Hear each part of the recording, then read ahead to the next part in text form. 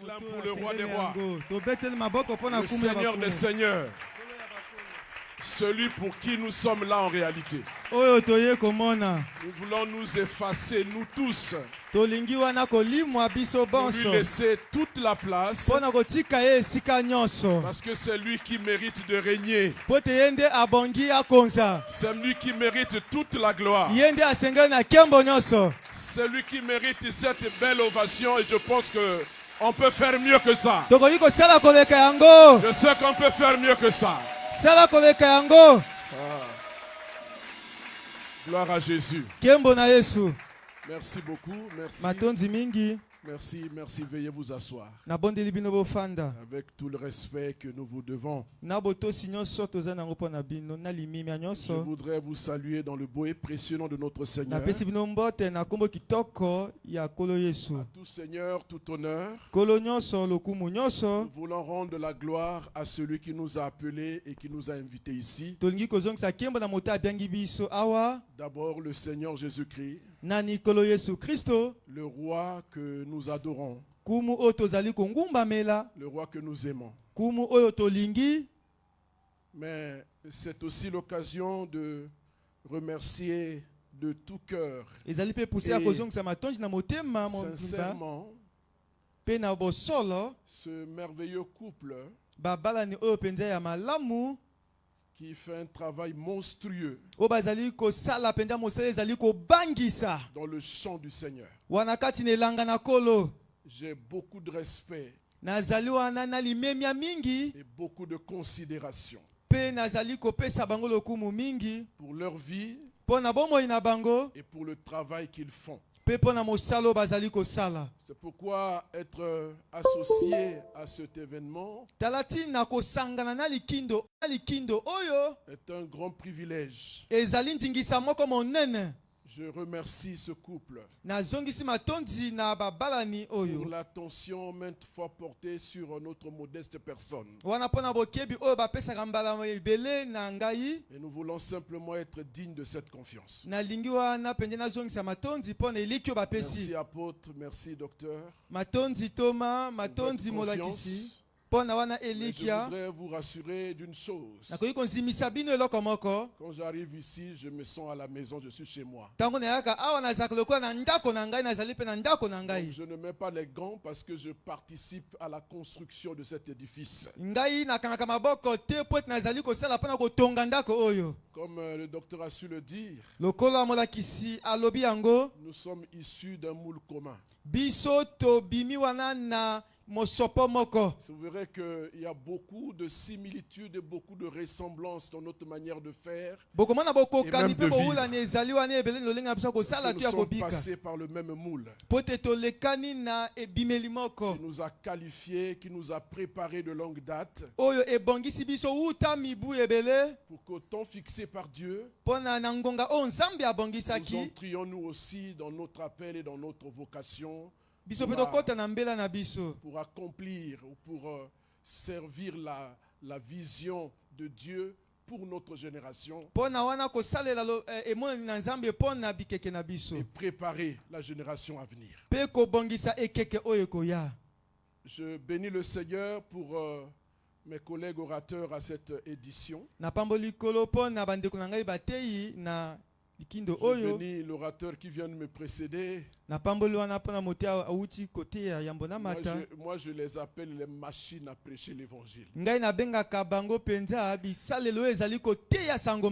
Ce sont des machines. Le Seigneur du haut des cieux peut être fier d'avoir des serviteurs de ce calibre-là. C'est beau de l'écouter. Vous êtes collé à ses lèvres. Ne pas rater un seul mot, une seule allusion à ce qu'il est en train de dire. Amen. Dieu te bénisse.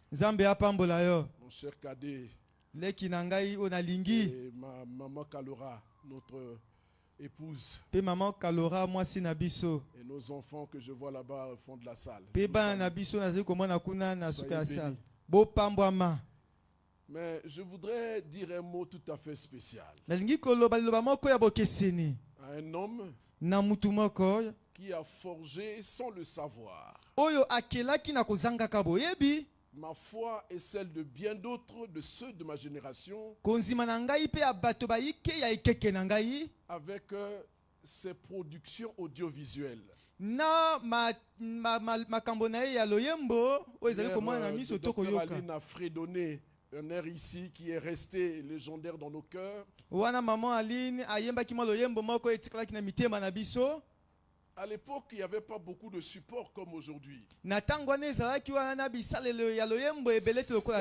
l'une des raisons qui montre que nous avons pu grandir un peu plus avec un peu plus de cohésion. Et il y a un peu plus de discipline dans nos vies parce qu'on n'était pas influencé par trop de choses. Et je puis dire qu'il était parmi l'un de ceux qui ont construit notre foi, ont accompagné notre conversion.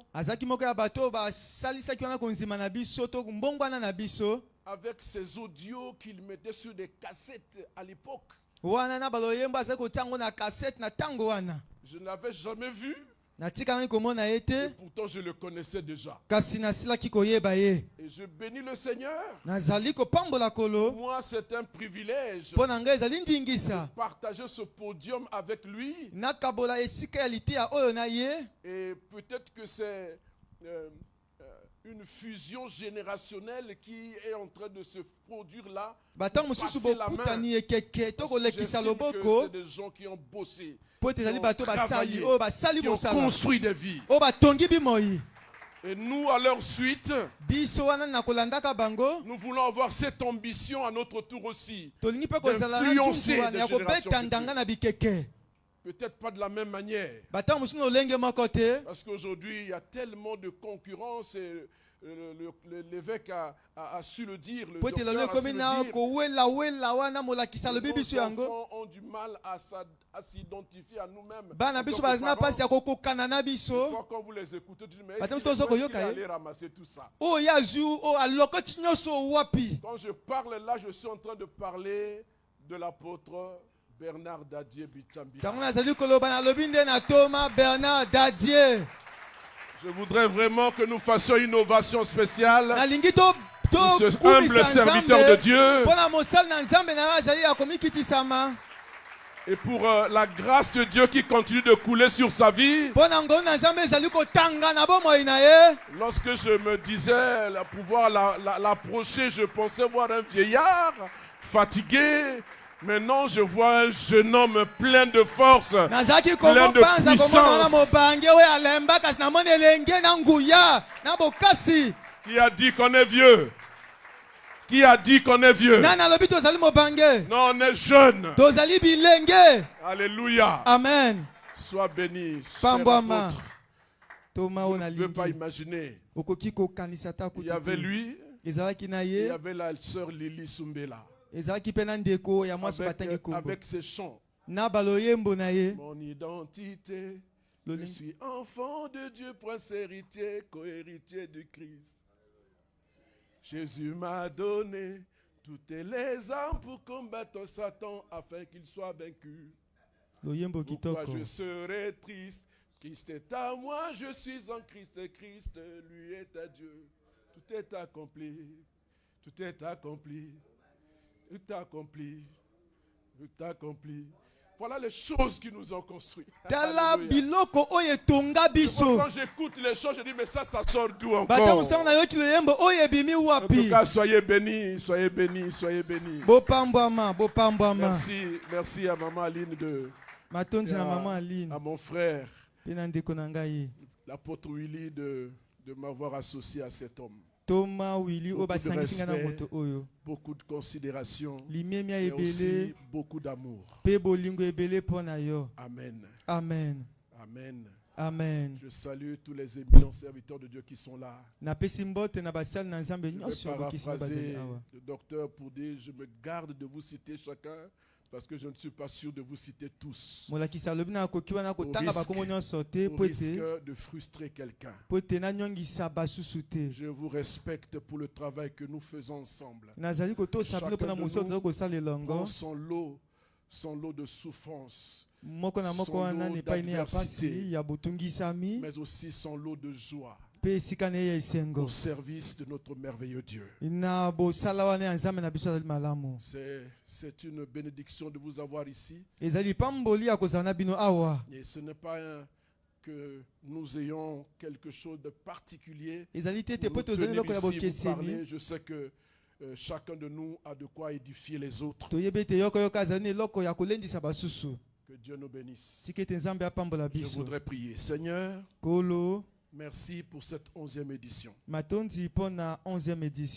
Merci pour les porteurs de cette vision. Et merci pour l'incubateur qui leur donne de recevoir toutes ces thématiques pour la bénédiction et l'édification de ton peuple. Merci pour la présence de tes serviteurs, ces éminents serviteurs. Merci pour ton peuple, merci pour l'église. Merci pour le centre chrétien Néhémie. Merci pour notre papa Constant Mampouya. Nous bénissons le Seigneur pour leur vie. Merci d'avoir permis que ces hommes croisent notre chemin un jour et qu'ils aient posé des actes décisifs et dont nous pouvons nous réclamer aujourd'hui. Reçois toute la gloire et bénis cette session. Au nom de Jésus. Amen. Amen. Amen. Amen. Amen. Amen. Alors, vraiment, je m'en voudrais de ne pas faire ça. Nous avons manqué une chose. Dans la précipitation, le docteur a fait un appel et puis distribué les enveloppes. Mais nous n'avons pas laissé la liberté au peuple aussi de donner librement. Je me permets de grappiller quelques minutes de mon temps pour que nous puissions nous acquitter de ce devoir. Voilà, les paniers sont là devant nous. Si vous avez apprêté votre fonds que vous n'étiez pas disposé pour recevoir une enveloppe, vous pouvez donner. Alors vous pouvez vous approcher rapidement pour donner votre offrande. Question de soutenir le travail qui se fait. Quand vous avez organisé ce genre de choses, vous comprenez ce que ça veut dire, que cela coûte de pouvoir déployer autant d'ardeur et de ressources pour organiser une telle activité. Et donc de soutenir cette activité, c'est un devoir et même une responsabilité devant le Seigneur.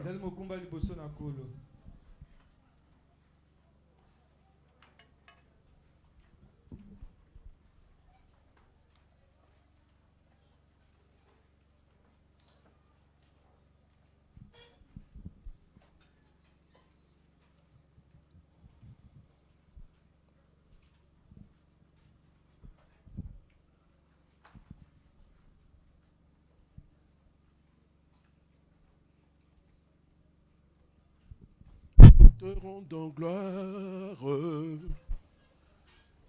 et honneur.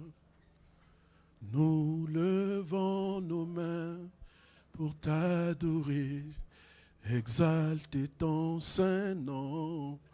Nous te rendons gloire et honneur.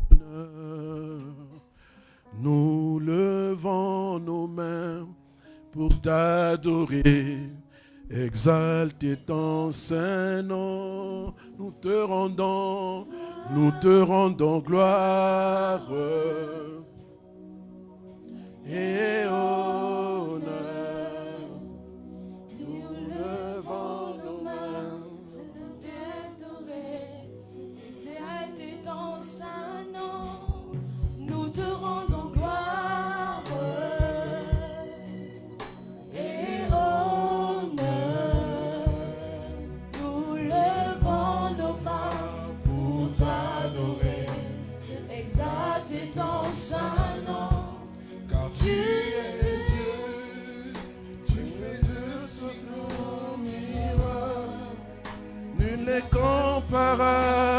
à toi. Nul n'est comparable à toi, car tu es grand. Seigneur, tu fais des miracles. Nul n'est comparable à toi. Nul n'est comparable à toi. Merci beaucoup. C'était juste pour éviter qu'il y ait du silence. Voilà, merci beaucoup. Alors, j'ai à partager avec vous sous le thème suivant, le royaume et la dignité royale. Le royaume et la dignité royale. Je voudrais encore bénir le Seigneur pour ses assises. Et pour cette vision du festival qui est à sa 11e édition et qui année après année est en train de travailler à construire les hommes.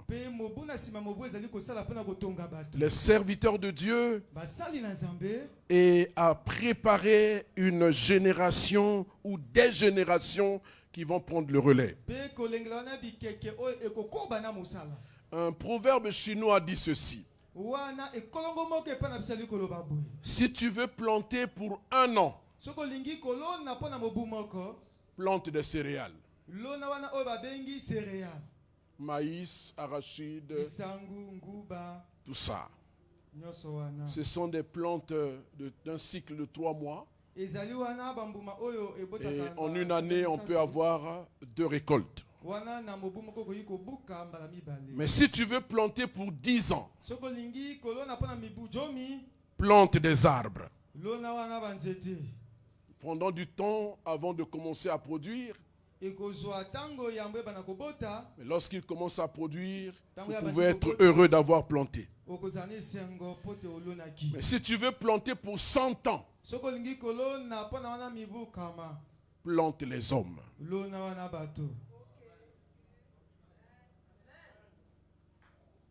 Parce que des générations vont se succéder à des générations. Et je n'en voudrais pour preuve que cette parole de l'apôtre Paul, lorsqu'il instruit Timothée son fils,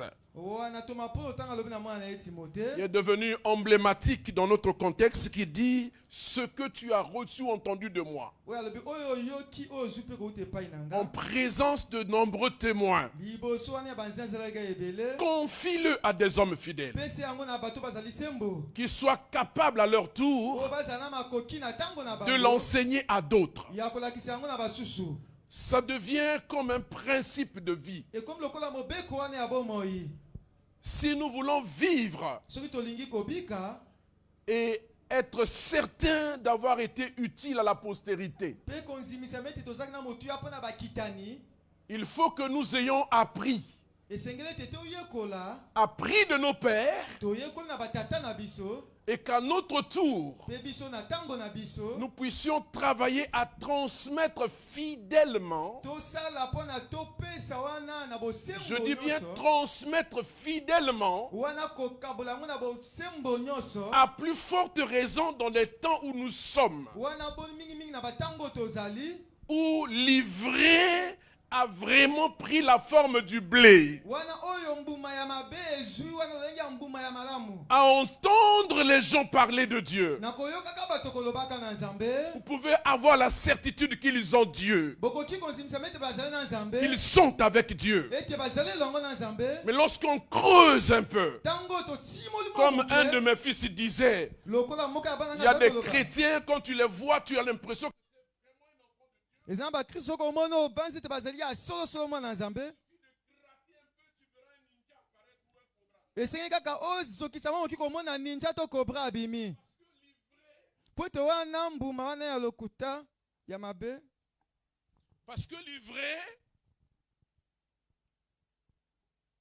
parce que l'ivraie a commencé à supplanter le blé. Et les moissonneurs ont toutes les difficultés du monde pour pouvoir trier entre les deux. Heureusement pour nous, s'il vous plaît, que dans cette parabole, l'auteur dit: laissez croître ensemble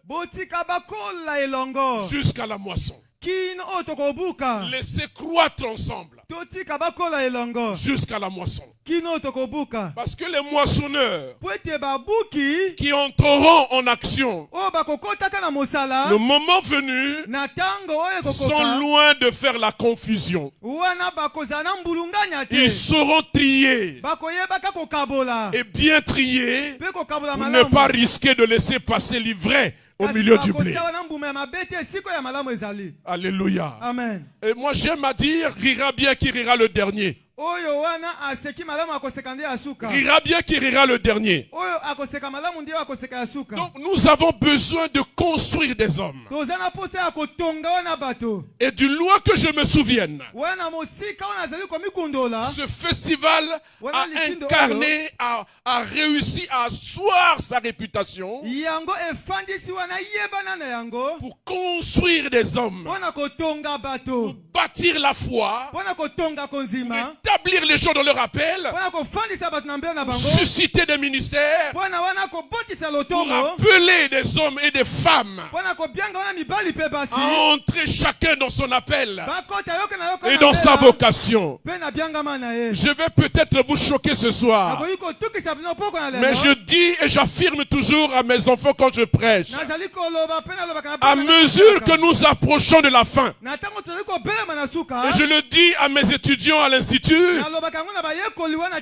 y en a certains qui sont là, ils m'ont dit qu'ils devaient être là. Je leur dis souvent que l'œuvre du Seigneur a besoin des ouvriers qualifiés. Je vais emboîter le pas à mon cadet qui vient de passer. Vous dites que l'appel est indéniable. Il est indiscutable. Il est impérieux. Mais à côté de votre appel, il faut vous former pour avoir des capacités pour assumer l'appel. Si vous êtes appelé et que vous avez un déficit sur la connaissance de celui que vous prêchez, vous aurez des difficultés à communiquer sur lui. Il vous souviendra qu'un homme appelé Apollos est apparu un moment. Il parlait avec tellement d'éloquence. Et il parlait bien. Il a touché les cœurs. Mais quand Priscille et Aquilas l'ont écouté, il parle bien. Mais il ne parle pas exactement. Il a parlé bien et il a parlé avec exactitude. L'un des appels pour Dieu pour nous, c'est de dispenser droitement la parole de vérité. Et pour la dispenser, il faut apprendre les règles et les principes. Ça ne s'invente pas. Il y a des choses que vous recevez par vocation, que l'esprit vous conduira à faire, mais l'esprit ne vous rappellera que ce que vous avez étudié. Écoutez, mon professeur d'exégèse me disait toujours: Pasteur Mbessa, si tu as lu et médité, l'esprit te rappellera ça. Mais si tu n'as pas lu, tu n'as pas médité, tu n'as pas étudié, l'esprit n'inventera rien. Ça fonctionne comme une base de données. Vous savez, quand vous allez sur Google, vous avez l'impression qu'il a réponse à tout. Il vous donne toutes les réponses sur les questions que vous posez, même les plus approximatives possibles. Mais alors, vous allez vous rendre compte que la capacité que Google a de répondre à tous nos questionnements procède de ce qu'il y a des équipes entières qui travaillent nuit et jour, des spécialistes dans tous les domaines, qui conçoivent des articles, qui étudient, qui définissent, qui prennent des enseignements ici et là, les mettent ensemble et introduisent dans la base de données. Si ces équipes ne travailleraient pas, Google n'aurait pas la réputation que nous lui accordons. Mais je veux dire à quelqu'un, là où tu es, avec l'Esprit de Dieu, investi de l'appel de Dieu, de la vocation de Dieu, tu es capable de production plus que Google. Parce que l'Esprit de Dieu est mis à contribution. Alléluia. Amen. La royauté et la dignité royale. C'est ce que nous allons essayer de partager. Deux textes vont nous aider à introduire. Le premier est dans le livre de Luc, chapitre 12, le verset 32. Luc 12, 32.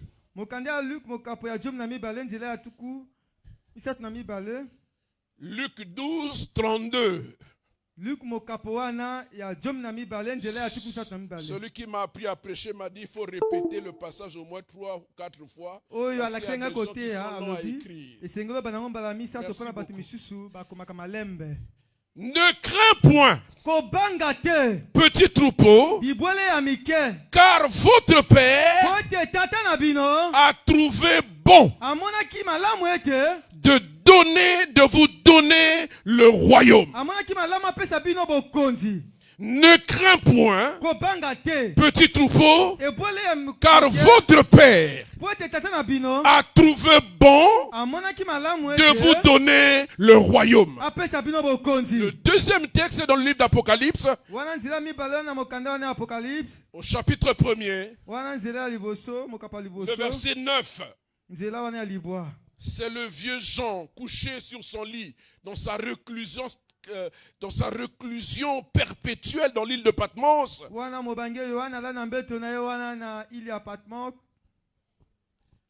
Il reçoit cette vision des fins dernières.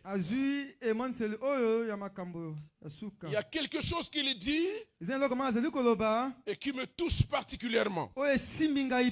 Il dit, moi Jean, votre frère, qui est part avec vous la tribulation et au royaume et à la persévérance en Jésus. J'étais dans l'île de Patmos à cause de la parole de Dieu et du témoignage de Jésus-Christ.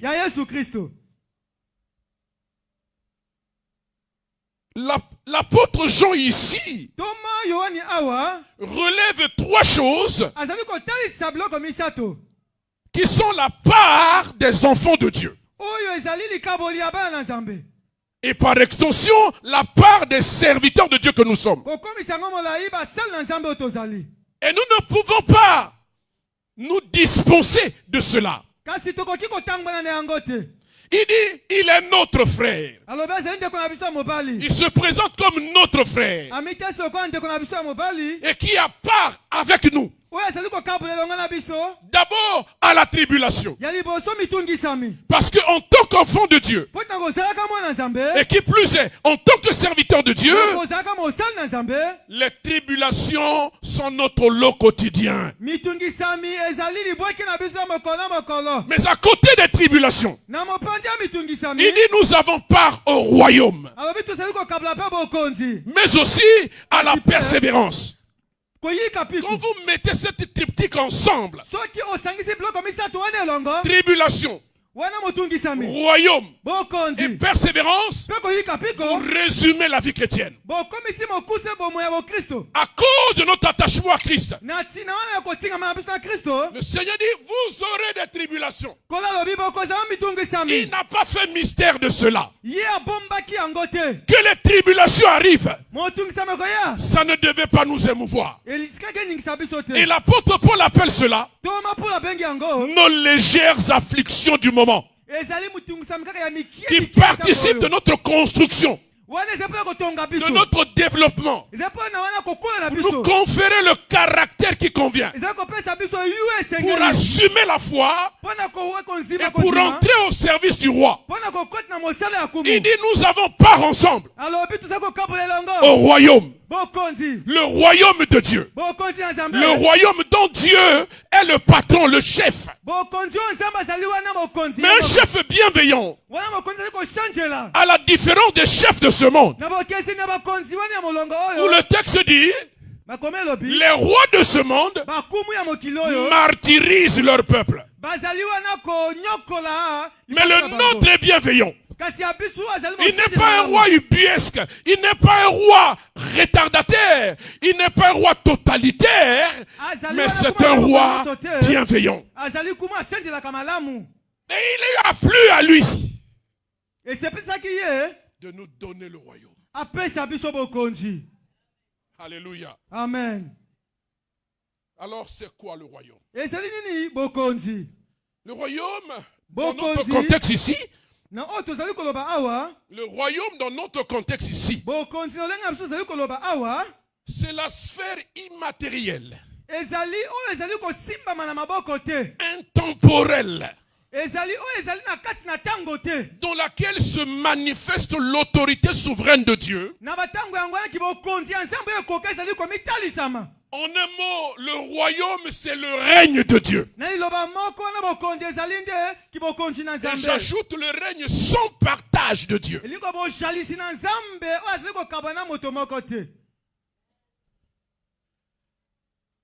Le royaume, c'est aussi le règne en lui-même, je l'ai dit,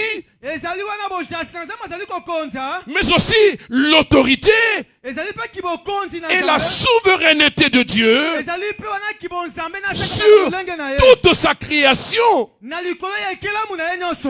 si en apparence,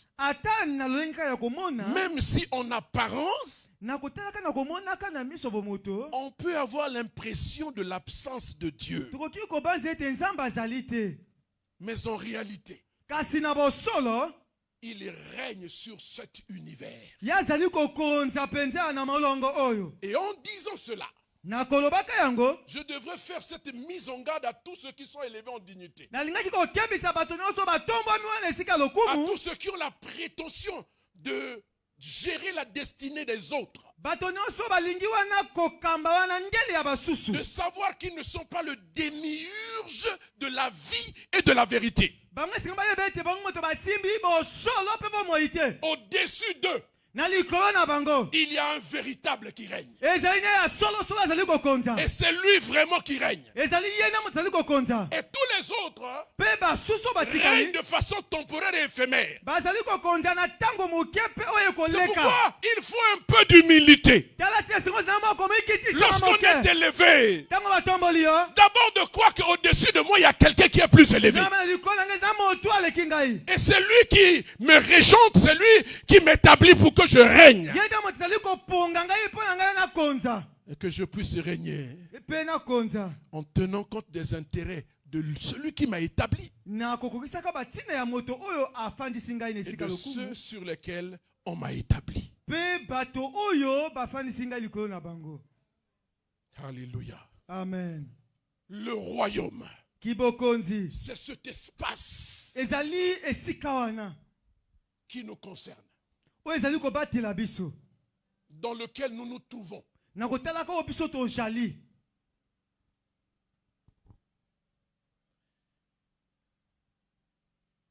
Lorsque je regarde tout ce que je viens de dire en termes de définition, nous pouvons affirmer sans le risque de nous tromper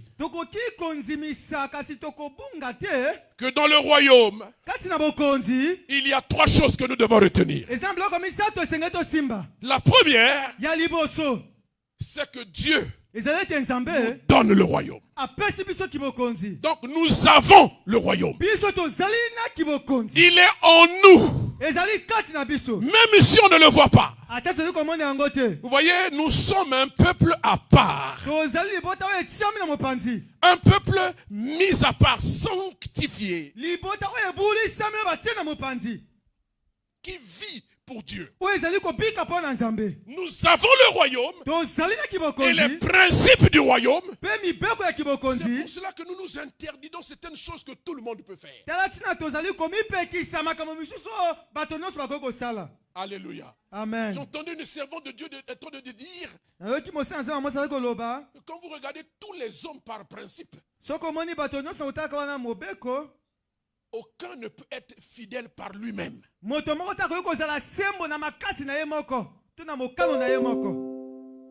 Sur 10,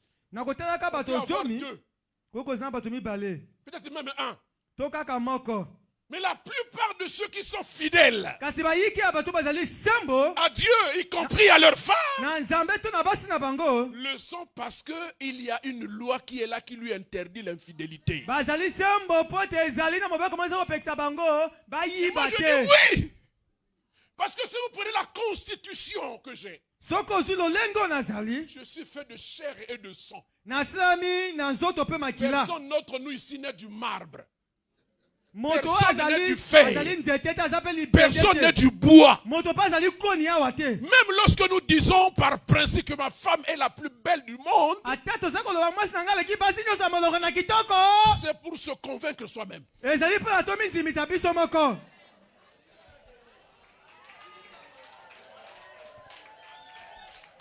Sinon, en toute réalité, il y en a d'autres qui sont plus que celle-là. Mais comme nous avons choisi, que nous sommes soumis à une loi pour nous tirer d'affaire, il faut affirmer. Parce que quand tu affirmes, là, ça applique sur toi. Ma femme est la plus belle, même si c'est un canon, mais la mienne est meilleure. C'est une question de principe. Alléluia. Amen. Et le principe est dicté par le chef du royaume auquel nous appartenons. Donc, je vous dis, bien-aimés, de connaître Dieu pour certains d'entre nous, c'est vraiment une grâce. Vraiment, je ne sais pas ce que serait ma vie s'il n'y avait pas Dieu. Je ne sais pas comment vous vous débrouillez, vous. Hein? Mais voilà, s'il n'y a pas Dieu, je suis foutu. En tout et pour tout. Alléluia. Amen. Parce que je lui dois tout. Pourquoi il faut qu'on sache que nous avons le royaume. Et le royaume, il est en nous. Il est ancré. La deuxième réalité, c'est que nous sommes dans le royaume. Nous sommes dans le royaume. Tout en étant dans ce monde, nous n'appartenons pas à ce monde.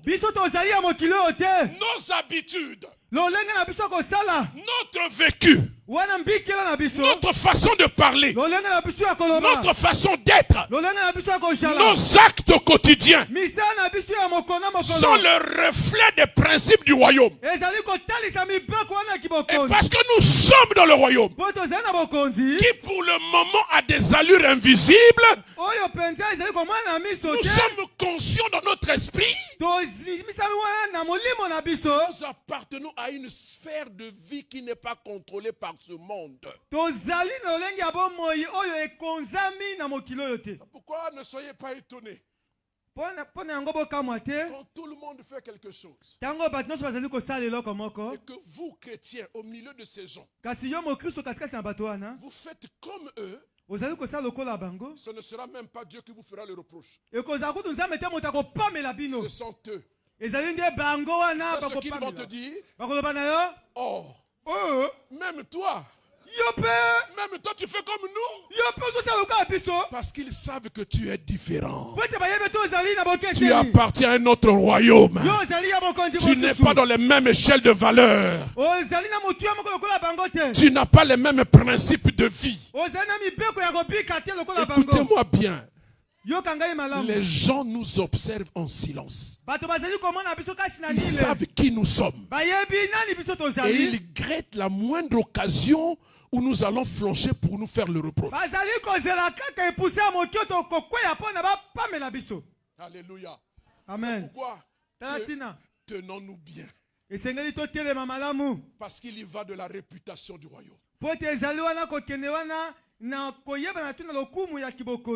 J'étais jeune chrétien. Passe le culte au cinéma Vogue. Je me suis débrouillé comme je pouvais pour évangéliser un collègue et je l'ai amené à l'église dimanche matin. Et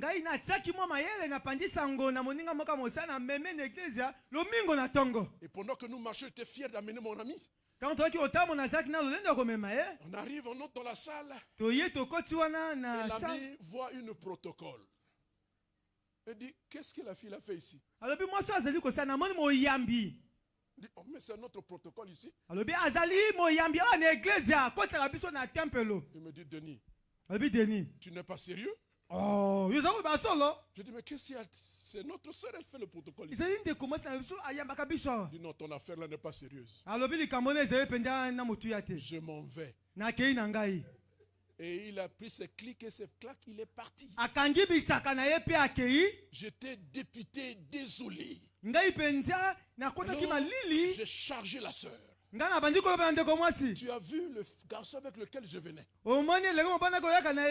Quand il t'a vu, il n'a pas voulu entrer, il est parti. Qu'est-ce qui se passe? Elle a baissé la tête. Et quand je le retrouve au quartier, mais qu'est-ce que tu m'as fait là? Je pensais au travers de tes discours flatteurs et à la limite de séducteur, que ton affaire là était sérieuse. Non, Denis, je ne doute pas de toi. Mais je doute de la fille là. Je ne comprends pas ce contexte. Comment toi tu es correct, mais elle n'est pas correcte. J'étais avec elle la nuit là. À cause d'elle. Jusqu'aujourd'hui, mon ami là ne veut pas entendre parler de Dieu. Est-ce que nous sommes prêts à assumer une telle charge devant le tribunal de Christ? Nous sommes dans le royaume. C'est une affaire de royaume. Alléluia. Amen. Il y a un roi qui nous a prescrit une constitution. Voyez, dans ce monde, ce sont les hommes qui font les eux-mêmes, ils les violent. Ils sont l'autre là, il est regardant sur les principes qu'il a établis. La troisième réalité, nous sommes le royaume. Le royaume, c'est nous. C'est pas quelqu'un d'autre. C'est nous, le royaume. C'est nous, les citoyens du royaume. Quand on veut parler de Dieu, quand on veut voir Dieu, quand on veut réfléchir sur Dieu, on devrait faire recours aux enfants de Dieu. Et c'est à plusieurs titres que je dis ça. Parce que si nous ne faisons pas bien, nous portons préjudice au royaume.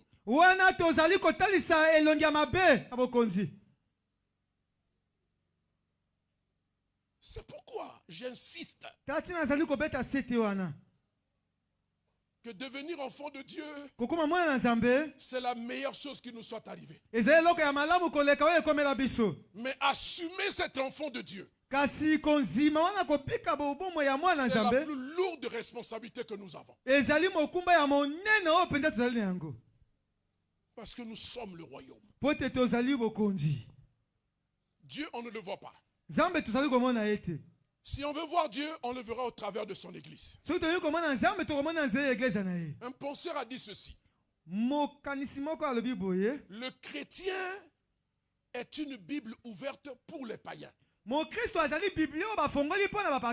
Malheureusement, je continue à le citer, malheureusement, certains d'entre eux ont besoin d'être réécrits.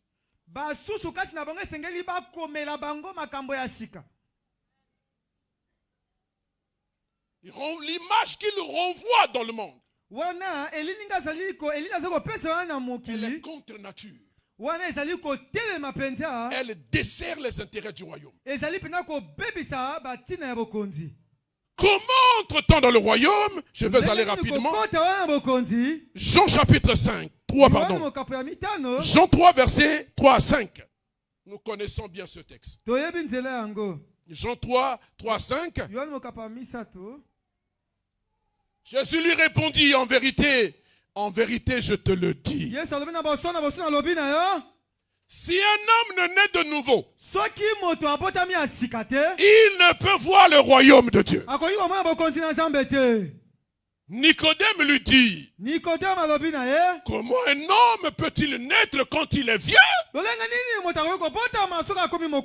Peut-il entrer dans le sein de sa mère et naître? Jésus répondit, en vérité, je te le dis. Si un homme ne naît d'eau et d'esprit, il ne peut entrer dans le royaume de Dieu. Vous avez compris. On devient citoyen du royaume des cieux ou du royaume de Dieu par la nouvelle naissance. Par la nouvelle naissance. Nicodème, docteur de la loi, vient poser la question nuitamment à Jésus. Je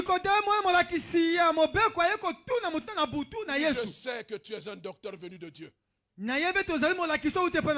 Personne ne peut faire ce que tu fais là si ce n'est pas Dieu qui le...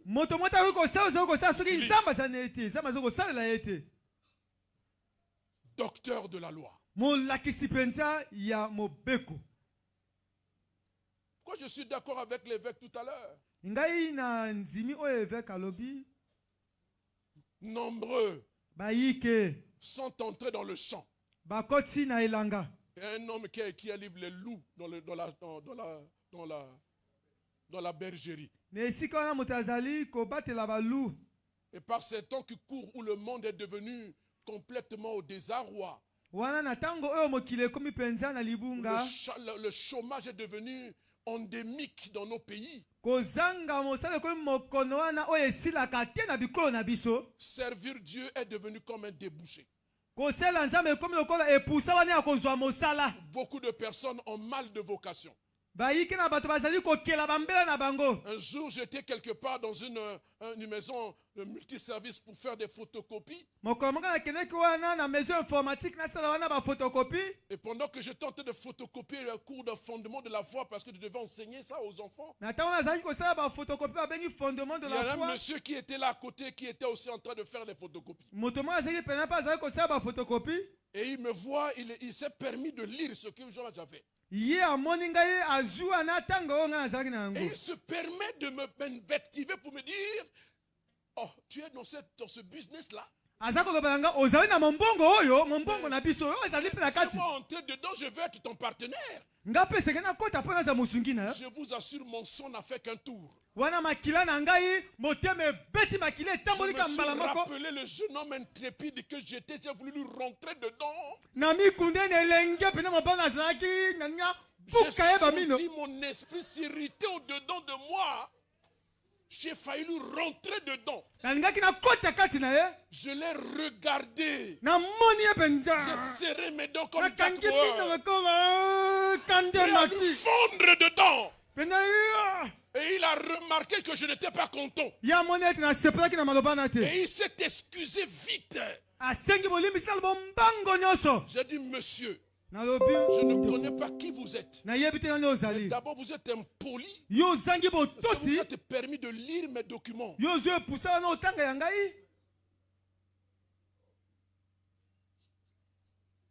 Et puis je me suis tué.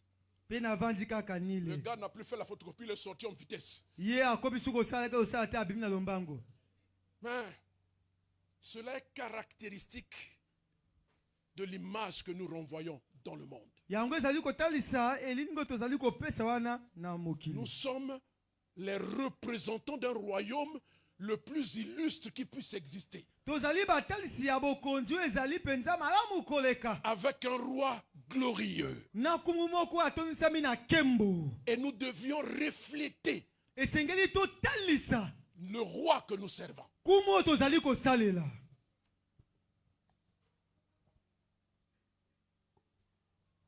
Mon collègue à la faculté a pris comme sujet de mémoire de faire une étude comparée entre les différents corps de métier possibles. Et il a comparé le pasteur avec les autres corps de métier séculiers. Et il fait un sondage, voir quelle est l'image que les gens ont du pasteur. Le résultat a été ahurissant. Il a eu tous les qualificatifs possibles. Sur un échantillon de 100 personnes qu'il a interrogées, les gens avaient fait des éloges pour le médecin, pour l'ingénieur informatique, pour le magistrat, malgré toutes les tares que nous leur connaissons aussi.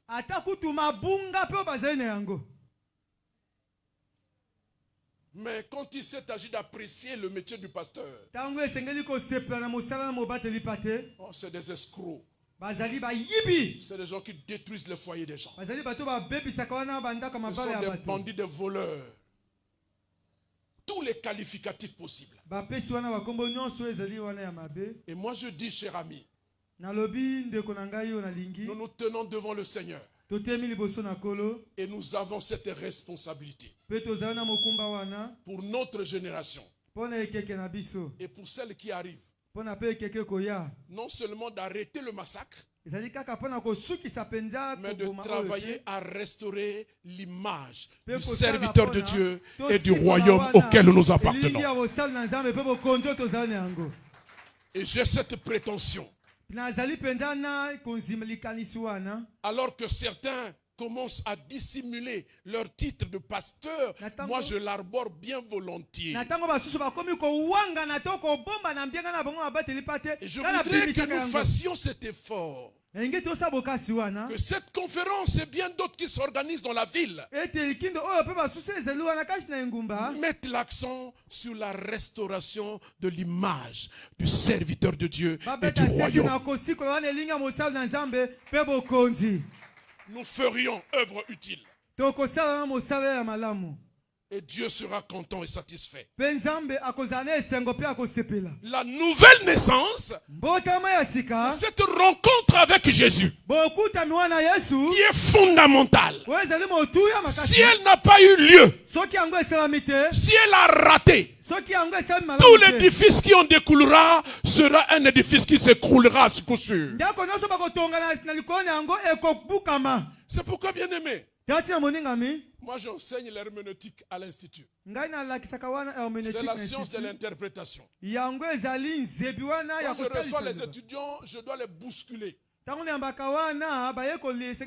leur dis, mes amis, vous avez choisi de servir Dieu, c'est le métier le plus difficile. Malgré les apparences que vous voyez. Dans ce royaume-là, il y a tellement d'exigences. Et au nombre desquelles la nécessité pour vous de bien vous convertir. Et si vous êtes converti, apprenons à connaître celui en qui on a cru. Apprenons à bien le connaître. On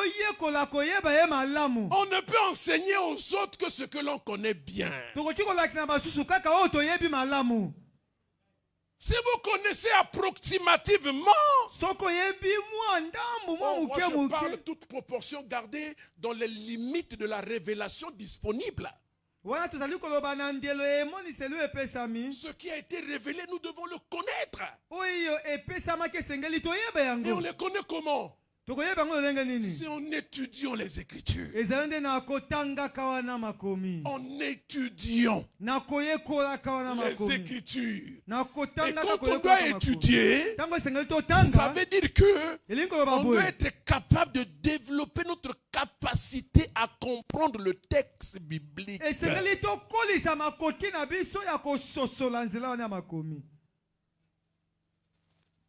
Je leur dis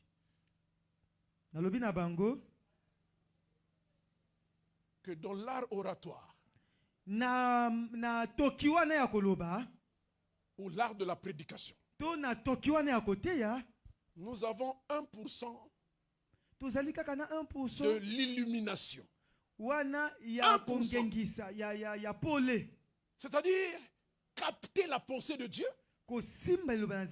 Ça ne peut nous demander peut-être qu'une fraction de seconde. Non, dans la présence de Dieu, on prie. Et puis une pensée s'impose à nous.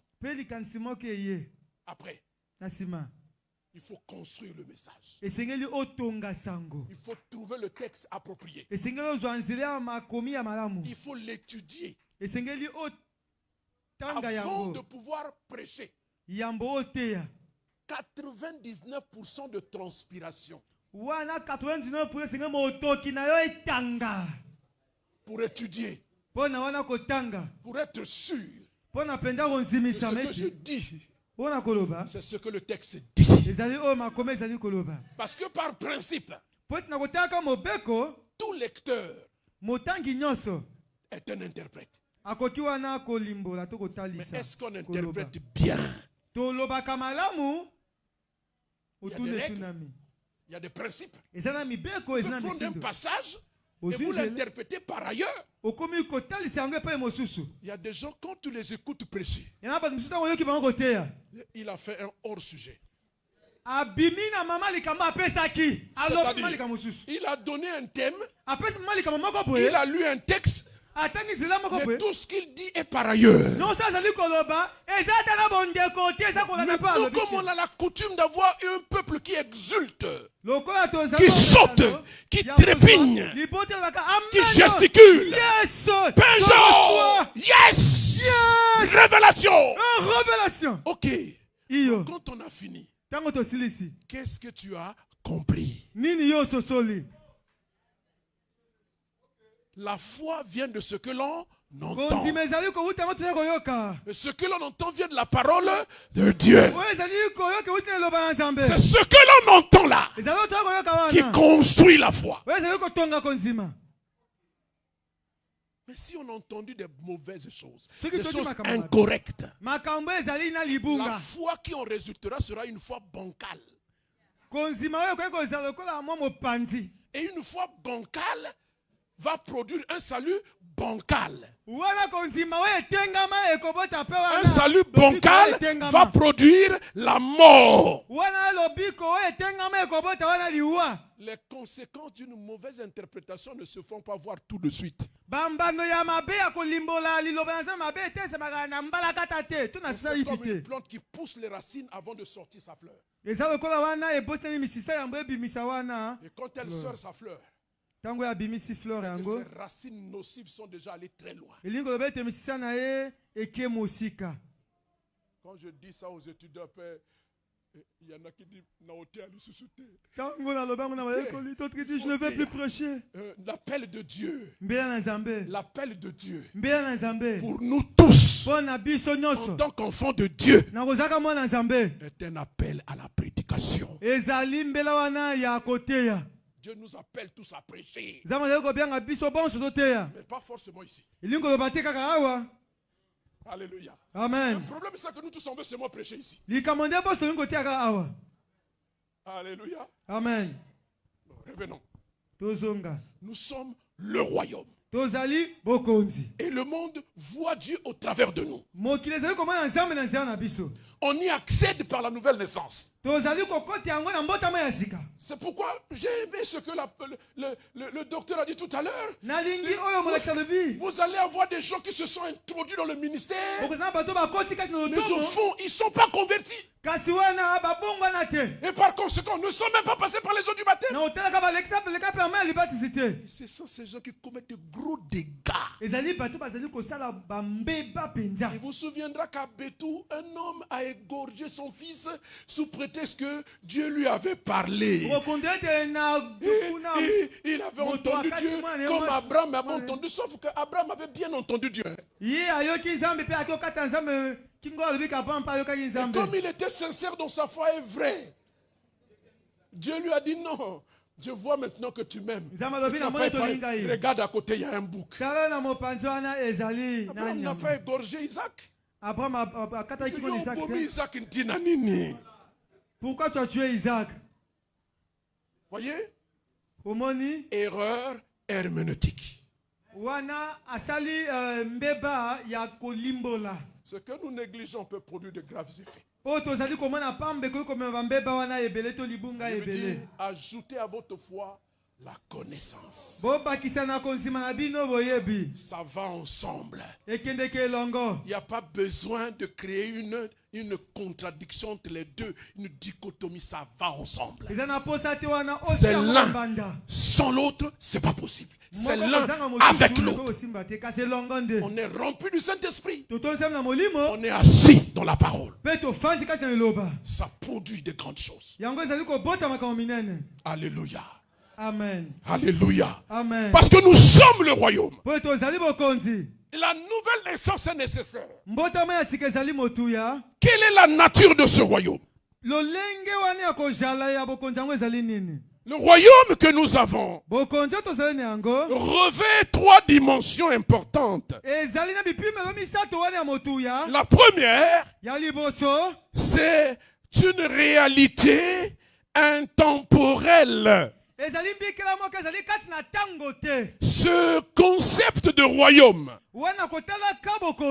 dépasse les frontières. Les frontières physiques et géographiques. L'évangéliste Matthieu, il le désigne par le royaume des cieux. Comme pour montrer son étendue. Il part des cieux et il s'étend sur la terre. Le même roi qui règne souverainement dans les cieux a vocation à régner souverainement sur la terre. Alors écoutez, c'est nous là. C'est nous l'église qui représentons le royaume sur la terre. Et nous avons vocation à étendre ce royaume sur la terre. C'est pourquoi au terme de sa mission, Jésus a dit, tout pouvoir m'a été donné dans les cieux et sur la terre. Et en vertu de ce pouvoir, je vous instruis. Allez et faites de toutes les nations les disciples. Baptisez-les et enseignez-leur à leur tour à observer ce que je vous ai prescrit. Mais c'est quoi la prescription? Allez. Alléluia. Amen. Le royaume ne s'étendra pas si nous ne travaillons pas. Dieu ne va pas descendre. Il est descendu une fois. Il est venu nous montrer le modèle. Et puis avant de partir, il a dit, comme le Père m'a envoyé, moi aussi, je vous envoie. Parce qu'à la base, lisez avec moi 1 Timothée 2, le verset 4. 1 Timothée 2, 4. Ce texte dit,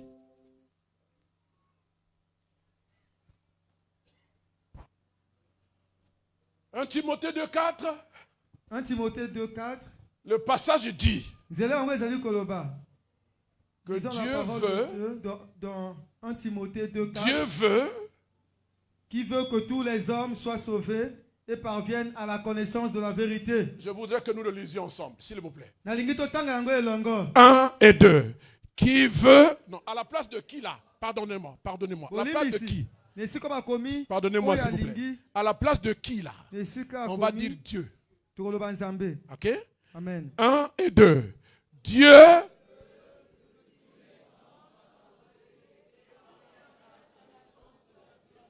C'est cacophonique.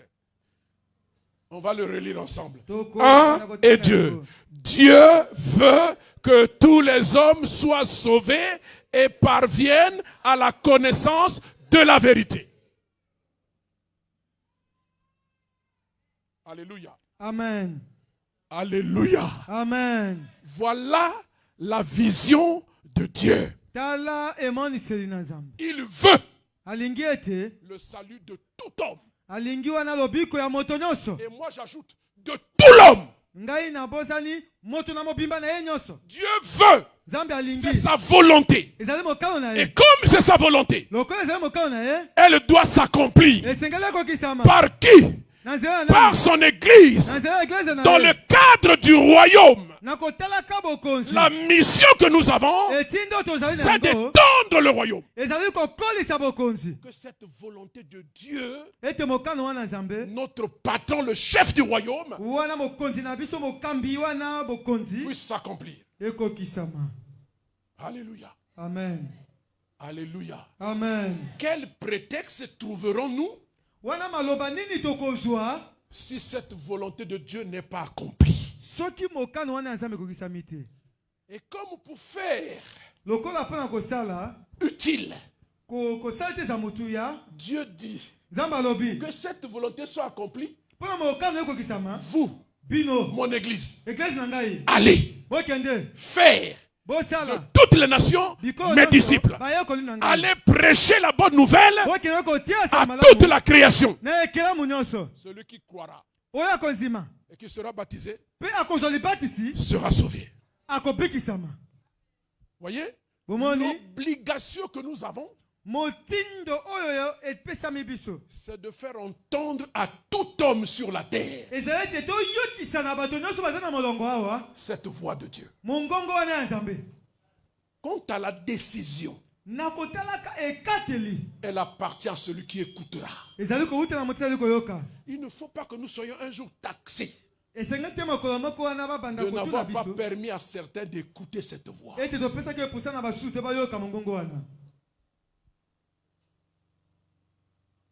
Si ce n'est pas pour ça que nous sommes l'église, donnez-moi une raison pertinente qui justifie que nous sommes l'église de Jésus-Christ. Qui n'est pas celle-là.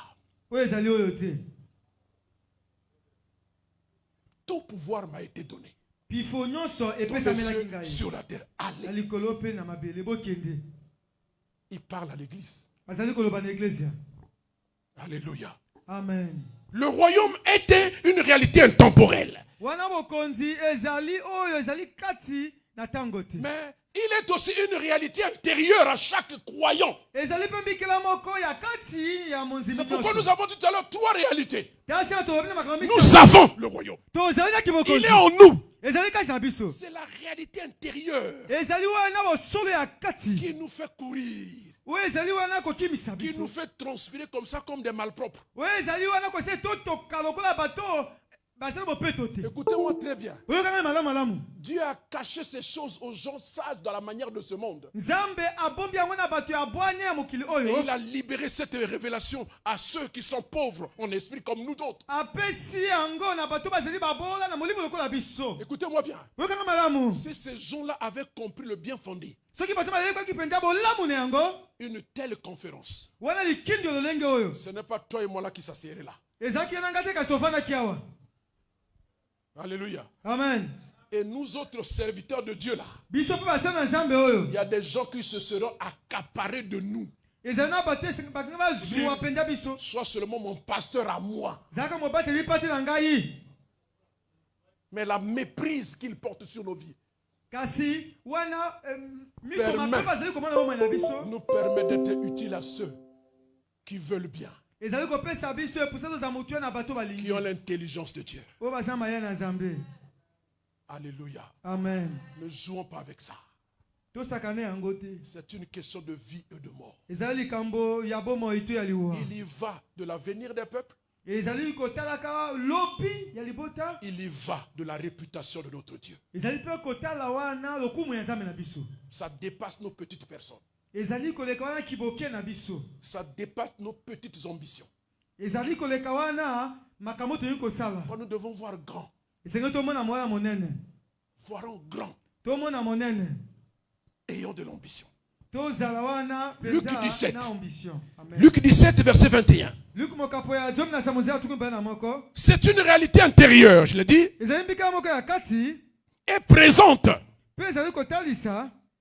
Luc 17, verset 21 dit, on ne dira point, il est ici, ou il est là, car voici, le royaume de Dieu est au milieu de vous et il est en vous. Le royaume est au milieu de nous. Nous avons le royaume. Moi j'appelle ça le déjà. Alors que nous sommes là, nous devons nous convaincre que nous sommes déjà dans le royaume. On est dans le monde, dans le royaume de Dieu. C'est pourquoi des rassemblements comme ça, on vient pour s'instruire dans les lois du royaume, dans les us et coutumes du royaume. À l'instar de cette déclaration de Balak, il répondait à Balaam. Il lui demandait de maudire le peuple de Dieu. Je n'arrive pas, il m'est impossible de le maudire. Quand j'ouvre ma bouche pour le maudire, moi-même je suis surpris que je suis en train de le bénir. C'est plus fort que moi. Parce que c'est un peuple à part. C'est un peuple spécial. Avec des usages à part. Des comportements à part. Une adoration spéciale. On ne peut pas le maudire. Dieu l'a béni, je ne peux pas. Nous sommes le royaume. Et nous avons le royaume. Alléluia. Amen. Le temps nous manquera. Le temps nous manquera. C'est le déjà. On est déjà dans le royaume. Nous sommes sauvés. Et nous avons l'assurance du salut. Pas seulement l'assurance, mais nous avons aussi l'espérance. Par notre conversion, nous sommes déjà dans le royaume. Nous sommes dans le monde, mais pas du monde. Notre conduite, notre vie sont désormais régis par des principes nouveaux. Les principes du royaume. Pas de fabrication des hommes. Pas de prescriptions humaines. Pourquoi nous avons le devoir, comme le docteur l'a dit tout à l'heure, rappelons l'instruction de Dieu à Moïse de construire le tabernacle selon le modèle. Et nous devons construire l'église de Jésus-Christ selon le modèle, en lui laissant la latitude, comme il l'a dit lui-même. Je bâtirai mon église. Alléluia. Amen. Moi j'ai peur de certaines personnes qui ont fait et qui font de l'église leur affaire. Ils ont laissé les prescriptions du fondateur de l'église. Ils font l'église qu'ils veulent. Eh bien, si vous n'écoutez pas, eh bien continuez. Rira bien. Le propriétaire, celui qui a payé de son sang, que l'église naisse arrive. Le royaume est déjà présent et s'exerce dès aujourd'hui dans la vie de ceux qui se soumettent à l'autorité souveraine de Dieu. Ce royaume se manifeste concrètement par des vertus divines essentielles. C'est-à-dire des choses qui sont de la nature même de Dieu. qui font la nature de Dieu, au nombre desquels l'amour. Dieu est amour, la sainteté, c'est Dieu, la justice, la paix, la joie. Ce sont les choses essentielles ou les vertus essentielles du royaume de Dieu. Troisième chose, le royaume est un accomplissement en perspective. Quand je dis, c'est aussi le pas encore. C'est le déjà, mais c'est aussi le pas encore. Parce que nous sommes sauvés en perspective. C'est pourquoi nous pouvons comprendre l'exhortation de l'apôtre Paul. Lorsqu'il dit, travaillez à votre salut avec crainte et tremblement. Le royaume a cette réalité à venir, eschatologique. Il atteindra sa plénitude au moment de la rédemption finale, avec l'établissement visible du royaume éternel de Dieu, sur lequel Jésus sera établi comme roi des rois et seigneur des seigneurs, et il régnera. Et à l'instar de Jésus, l'heure n'est pas maintenant au règne. Nous poursuivons l'œuvre sacrificielle accomplie par Jésus à la croix. Quand j'ai lu, je pensais que j'étais avec l'évêque à Pointe-Noire dans une émission. Nous avons lu un matin un texte dans lequel l'apôtre Paul disait: je continue à accomplir dans ma chair les souffrances que Jésus n'a pas souffert. Tous les deux nous étions indignés à première vue. Mais comment l'apôtre Paul peut dire ça? Mais Christ a tout souffert. Il a souffert une fois pour toutes, il a fini. Nous, on ne peut plus souffrir. Alléluia. Amen. Mais la réalité, le vécu dans le ministère a fini de nous convaincre que oui, l'apôtre Paul avait raison. Christ a souffert en son temps. Et nous, en notre temps, nous poursuivons la souffrance là. Alléluia. Amen. Parce que la rédemption doit s'accomplir. Mais bientôt. Non, je voulais dire précisément. Il faut mieux pour chacun de nous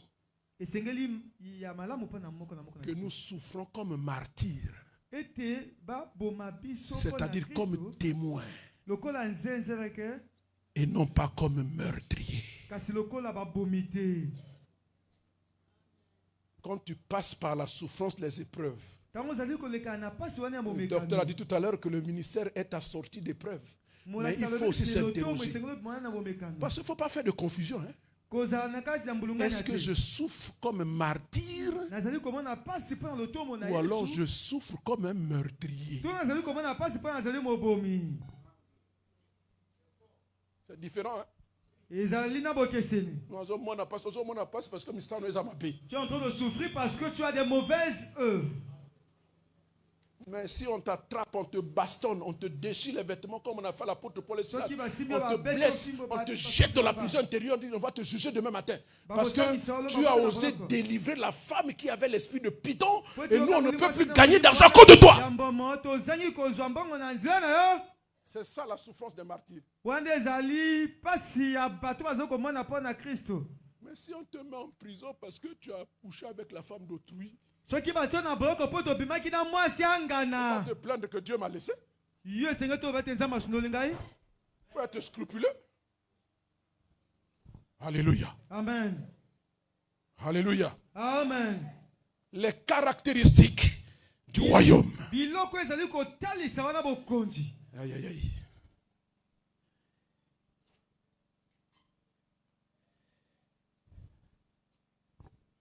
Non, excusez-moi. Je veux parler des privilèges du royaume. Les privilèges qui procèdent de l'appartenance au royaume. Il me reste 10 minutes.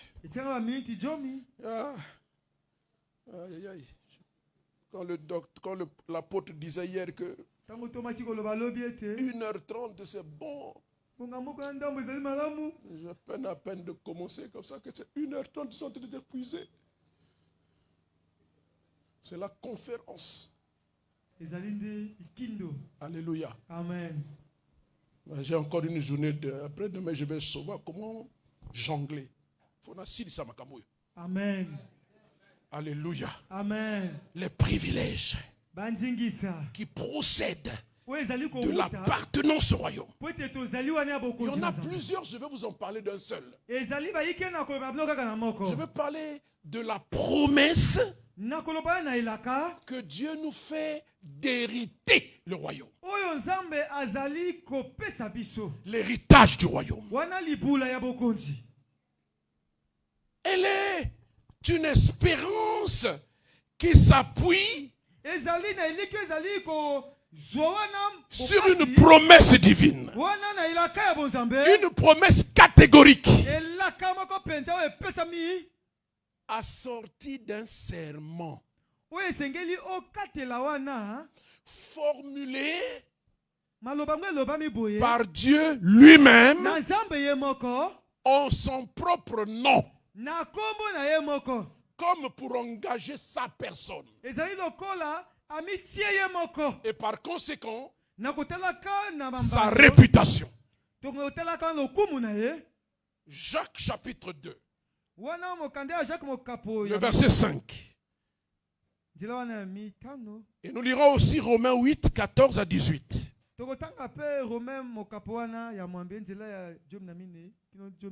Jacques 2, 5 dit: écoutez mes frères, bien-aimés, Dieu n'a-t-il pas choisi les pauvres aux yeux du monde pour qu'ils soient riches en la foi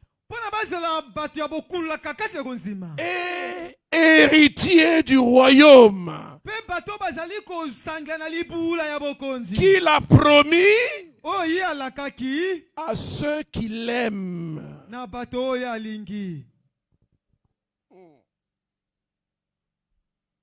Dieu a choisi les pauvres aux yeux du monde pour qu'ils soient riches en la foi.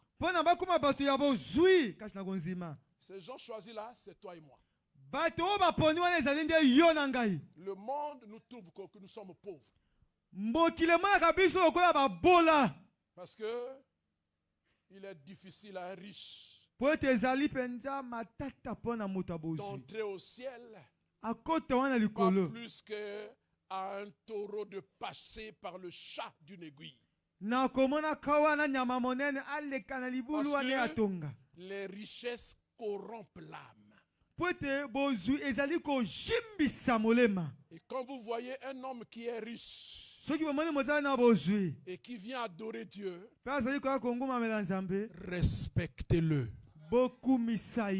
Parce que ce n'est pas facile. La fortune corrompt l'homme. Et élève l'homme en dépassant même Dieu. Alléluia. Amen. Pharaon, du haut de son auréole, a osé retorquer à l'intention de Moïse pour lui dire, lorsque l'Éternel dit, va lui dire de laisser aller mon peuple. Pharaon, imbu de sa personne, a osé dire à Moïse, qui est l'Éternel, que je lui obéisse. Alléluia. Amen. Dieu a permis à nous qui sommes pauvres aux yeux du monde d'avoir l'intelligence et de comprendre que nous hériterons le royaume. Et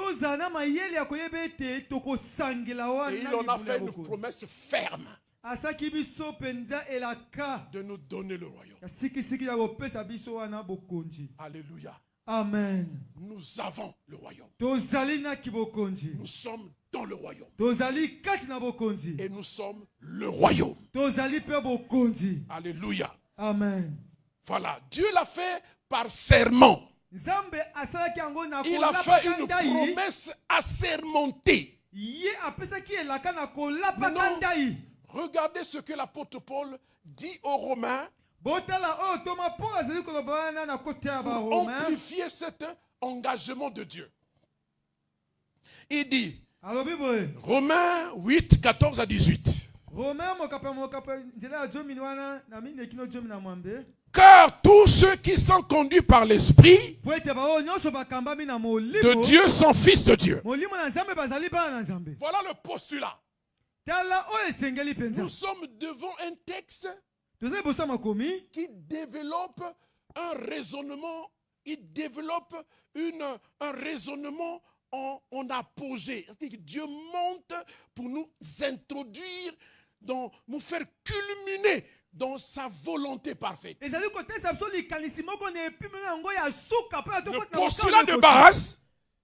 postulat de base, il dit, c'est ceux qui sont conduits par l'Esprit de Dieu qui sont fils de Dieu. Il est vrai tout à l'heure parce qu'il a dit l'une des conditions pour être un bon serviteur de Dieu, il faut être conduit par l'Esprit. C'est l'Esprit de Dieu qui authentifie nos prétentions. Tu peux dire que je suis enfant de Dieu. Tu peux pérorer ça. Mais le cachet divin qui affirme que tu l'es vraiment, c'est lorsque l'Esprit te conduit. Et l'Esprit conduit celui en qui il habite. Il faut que nous soyons la résidence, la maison du Saint-Esprit, pour qu'il nous conduise. Alléluia. Amen. Verset 15. Et vous n'avez point reçu un esprit de servitude pour être encore dans la crainte. Nous, on n'a plus peur. On a peur de personne. Alléluia. Amen. Si vous m'attrapez là, vous me dites, tu vas prêcher la parole devant un parterre des chefs d'État, des ministres, je vais trembler comme une feuille à l'idée de prendre la parole. Mais je vais faire une chose. Je dis, mon ami Saint-Esprit, l'heure est grave. Ici là, il y a des gens qui sont imbus d'eux. Je ne sais pas parler. Comment je vais parler à ces gens? Et quand on me dit c'est le moment de prêcher, je vais monter en titubant, même donc je vais risquer même la chute. Saint-Esprit ne me laisse pas. Saint-Esprit ne me laisse pas. Après on te donne le micro. Tu commences à balbutier les premières paroles. Après tu vas te rendre compte que la suite qui prend là, ce n'est plus toi. Alléluia. Amen. Alléluia. Amen. Je veux terminer cette... Je n'ai pas fini de lire mon texte. Je vais donner un témoignage. J'étais jeune converti. Notre cellule de base, rue Kikwimba, numéro 123, Wenze, Texaco, Tchime. Je venais de me convertir. Et j'étais dopé par les chansons de l'apôtre. Le premier jour où j'arrive à la cellule, le responsable de cellule me met en binôme avec une sœur. La sœur Nadège, la défunte. Il y avait des gens qui étaient venus au culte dimanche. On avait envoyé les fiches dans les cellules pour qu'on les suive par quartier. Et puis on me prend moi. On dit bon, toi avec la soeur, vous allez visiter telle personne. Mais moi, je suis seulement venu aujourd'hui. Alléluia. Amen. Quand Dieu t'a déjà pointé là.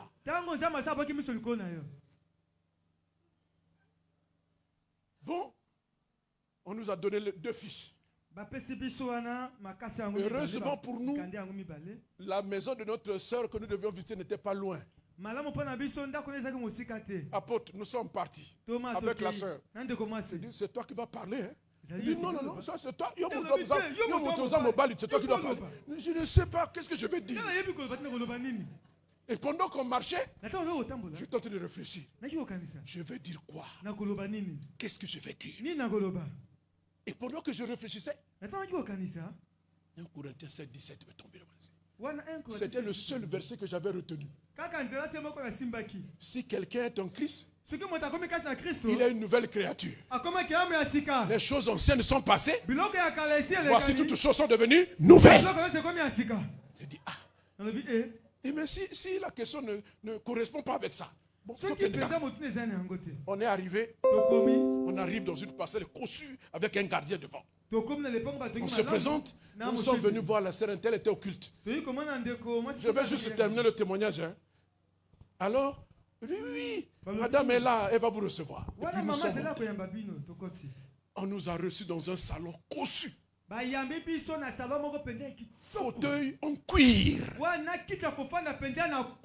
Quand je m'assois là, le fauteuil m'a avalé. La moquette a caché toutes mes chaussures. Et puis la sœur est venue là-bas, toute heureuse. Ah, mes frères! Elle revenait de Paris. Mes frères! Ah, Dieu salut, vous êtes venus me voir. Elle a amené les saucissons de Paris. Elle a amené le jus. Elle a commencé à nous servir. Et moi je dis, je regarde la sœur. Je dis, après je prends mon courage à 2 mains. La sœur dit, bon, buvez. Je dis, non, la sœur, avant de boire, on va d'abord prier. Je n'avais jamais appris tout ça. Et puis j'ai prié.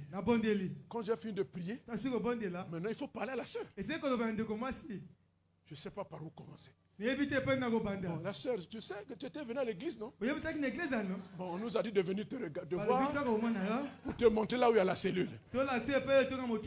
Et puis, pendant que je parlais, mon verset est venu dans mon esprit. Je dis, la sœur, tu sais, la Bible dit, si quelqu'un est en Christ, il est une nouvelle créature. Les choses anciennes sont passées. Voici, toutes choses sont devenues nouvelles. Après, j'ai commencé à dérouler. Ce que je disais là, moi, je ne savais même pas. Je ne peux pas vous dire qu'est-ce que j'ai dit à la fille là. Mais seulement, pendant que je parlais, la sœur a commencé à se tortiller. Elle a commencé à se tordre.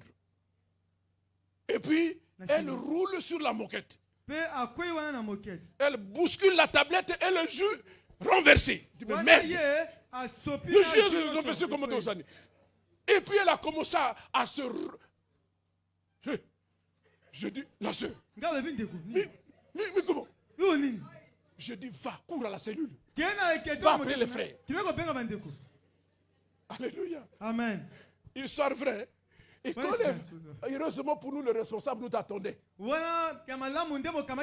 Et ils sont venus en courant. Heureusement que c'était pas loin.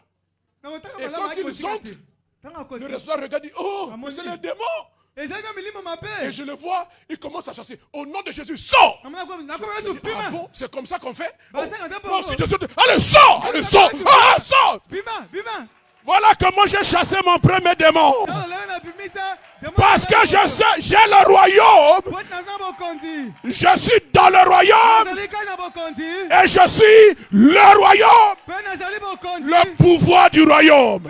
L'autorité du royaume nous accompagne. Ne jouons pas avec ça. C'est un privilège à nul autre pareil.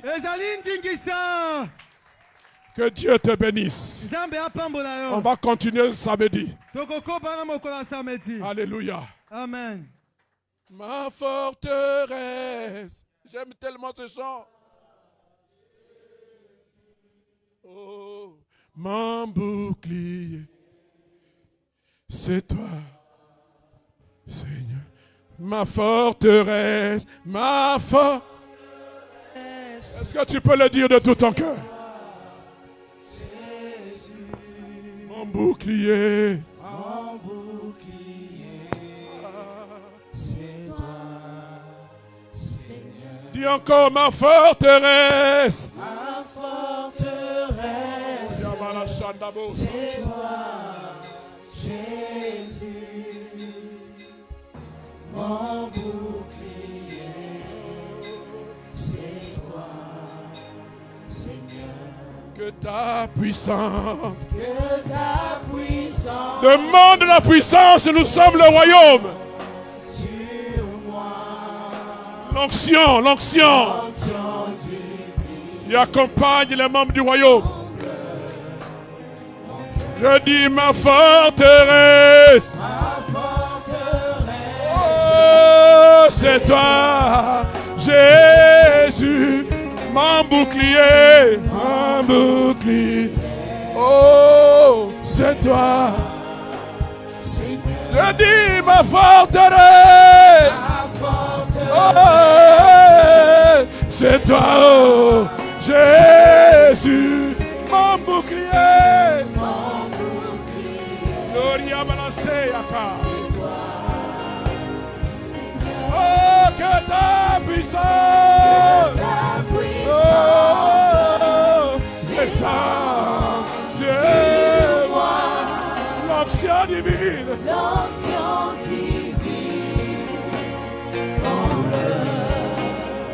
Que ta puissance. J'ai besoin de la puissance. Sur moi. L'onction divine. L'onction divine. Comble mon cœur.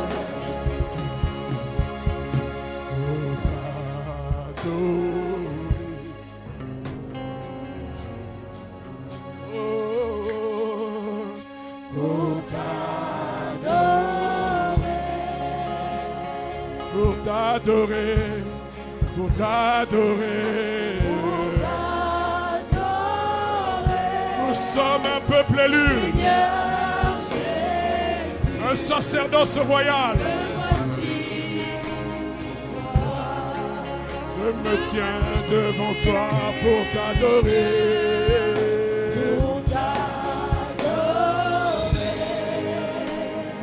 Avec mes frères, Seigneur. Pour t'adorer. Oh, avec mon frère, Seigneur. Pour t'adorer. Seigneur Jésus. Me voici. Oh, Jésus. Oh, Jésus. Rejetant de David. Rejetant de David. Dis-le, dis-le, dis-le. L'agneau immolé. L'agneau immolé. Le lion de Judas. Lion de Judas. L'étoile qui brille le matin. L'étoile du matin. Reçois, reçois, Reçois reçois. la puissance. La louange. La louange. La sagesse. La sagesse. Et puis la force. L'honneur. Et la gloire. Et la gloire. Oh, oh, Seigneur. Dis encore avec moi. Oh, Jésus. Dis encore. Oh, Jésus. Oh, Jésus. Rejetant. Rejetant de David. Confesse le Seigneur ce soir. L'agneau immolé. Le lion de Judas. Lion de Judas. L'étoile du matin. L'étoile du matin. Reçois, reçois, Reçois reçois. la puissance. La La louange. louange. La sagesse. La sagesse. Oh, la force. L'honneur. Et la gloire.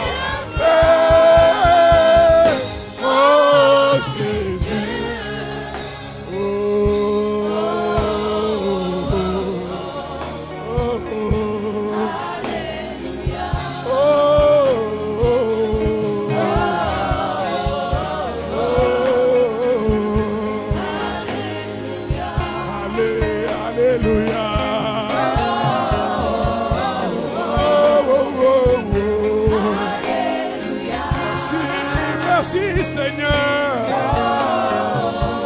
Merci pour ta fidélité. Merci Seigneur. Merci pour ton amour. Oh, merci. Alléluia. Merci pour ta fidélité.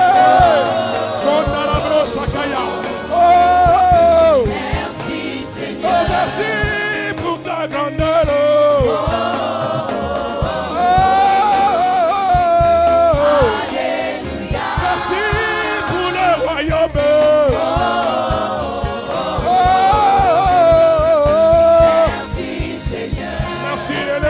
Commence à célébrer.